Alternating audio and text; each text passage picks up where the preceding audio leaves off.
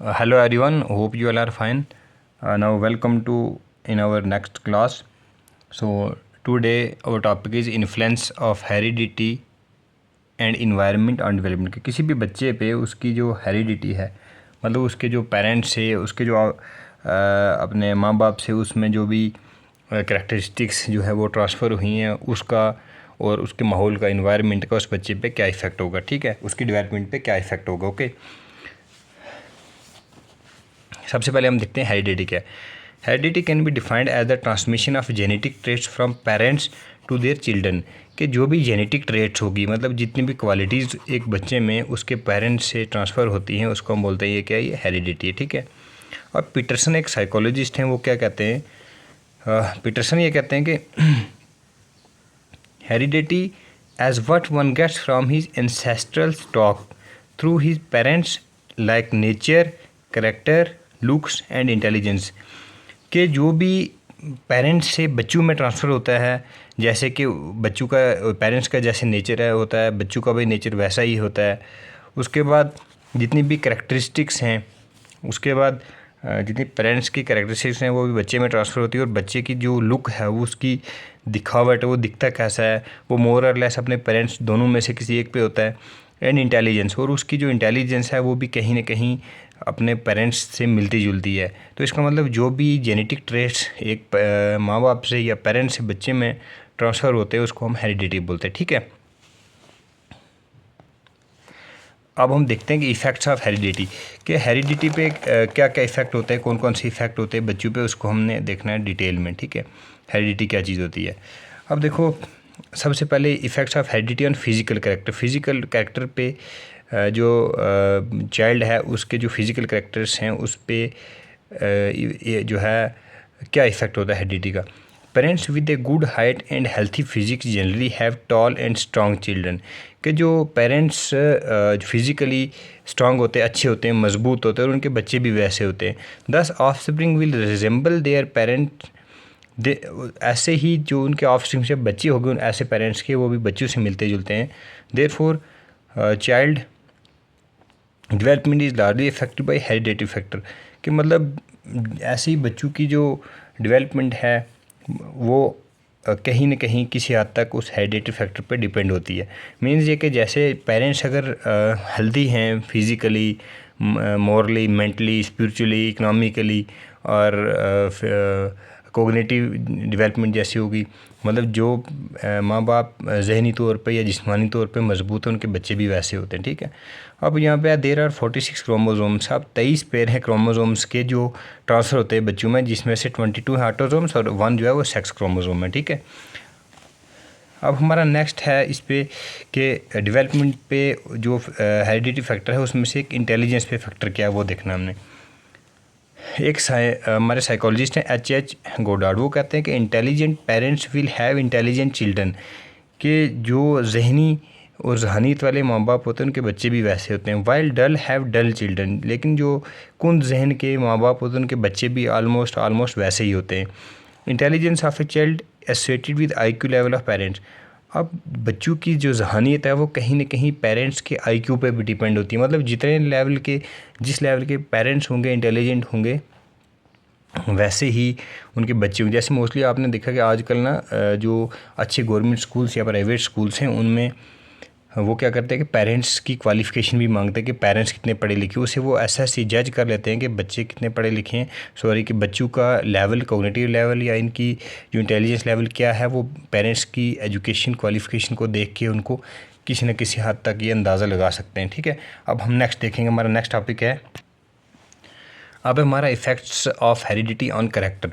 अब एक हमारे पास साइकोलॉजिस्ट डगवेल क्या कहते हैं कि हो पर्सनस कैरेक्टर या नेचर जो है उसका वो develops is also depend on what the child inherits from his parents, कि किसी भी बच्चे का, किसी भी पर्सन का जो कैरेक्टर है या जो उसका नेचर है वो कहीं किसी न किसी हद तक डिपेंड होता है कि उसके जो पेरेंट्स हैं वो उससे उसको क्या मिला, मतलब उसकी जहानियत, उसकी काबिलियत, उसकी जो है इखलाक प्यार, उसका एहसास, उसकी हमदर्दी जो है, ये सारी ये कैरेक्टरिस्टिक्स हैं, ये उसके पेरेंट्स से उसको जैसी मिलती हैं वो वही उसको वैसे ही बिहेव करता है, वैसे उसको अप्लाई कर। Therefore parents pass on some moral values to their off. ऐसे ही बच्चे बच्चों में जो मॉरल वैल्यूज़ होती हैं उसमें जो है वो एक हेरिडेटरी फैक्टर होता है, मतलब उसमें जैसे पेरेंट्स पास करते हैं मॉरल वैल्यू वैसी बच्चे में वो ट्रांसफ़र होती हैं। और इससे हम ये कह सकते हैं कि जो करेक्टर है इसकी डेवलपमेंट में भी हेरिडेटरी का बहुत बड़ा इफेक्ट है, ठीक है।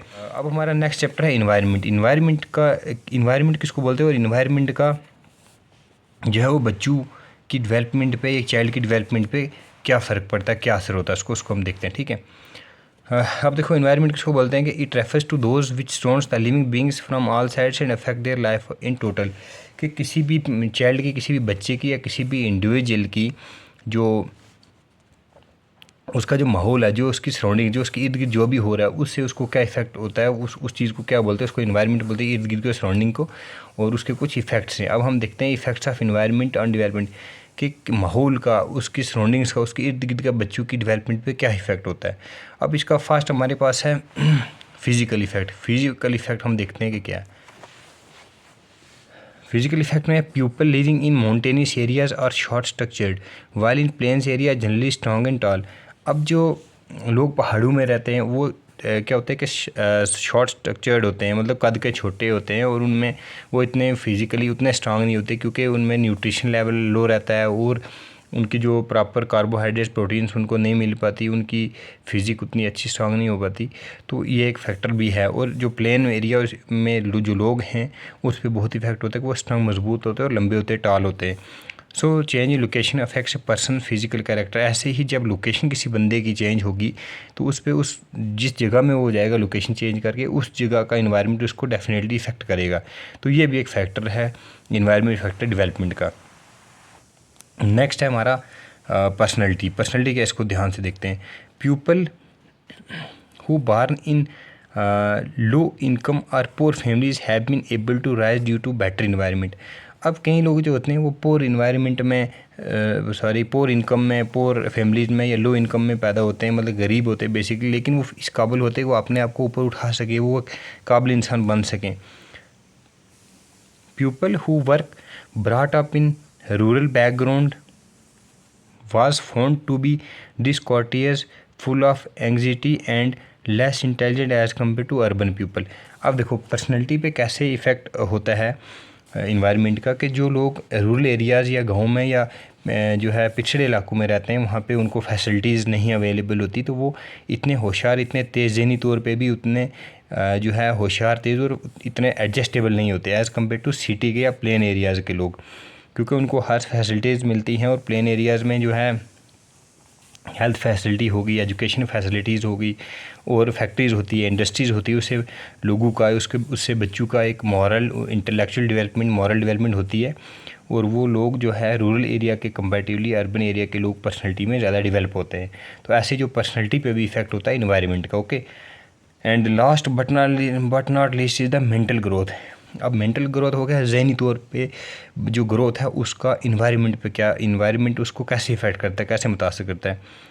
एक हमारे पास साइकोलॉजिस्ट है गॉर्डन ये कहते हैं कि mental growth slows down in human beings in the absence of a proper social and cultural atmosphere. इसका मतलब ये होगा कि जो मेंटल ग्रोथ है वो स्लो डाउन होती है, वो आस्था होती है कहाँ पे, in human being in the absence of a, किसकी गैर मौजूदगी में, in the absence of a proper social and cultural atmosphere. हाँ, कि मतलब अगर किसी जगह पे प्रॉपर सोशल, समाजी या कल्चरल एटमॉस्फेयर नहीं है, तो अगर कल्चरल या सोशल जो एटमॉस्फेयर नहीं है तो वहाँ की उन लोगों की जो मेंटल ग्रोथ है वो स्लो डाउन हो जाएगी, वो इतने तेज़ या होशियार नहीं होंगे।